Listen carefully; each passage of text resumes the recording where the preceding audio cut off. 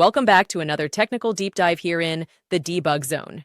Today we're tackling a big question and breaking it down with insights from other users. Hopefully this clears up some misconceptions and helps you get the answer you need. So buckle up, stay a little curious, and let's jump right in.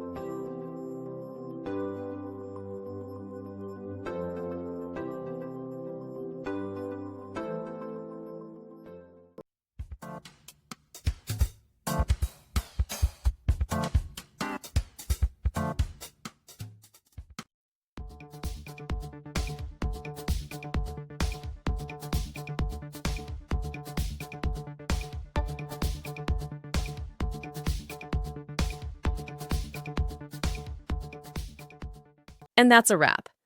I hope you found the answer you were looking for. If you did, take a second to hit that subscribe button. It really helps out. And let me know in the comments which solution worked best for you.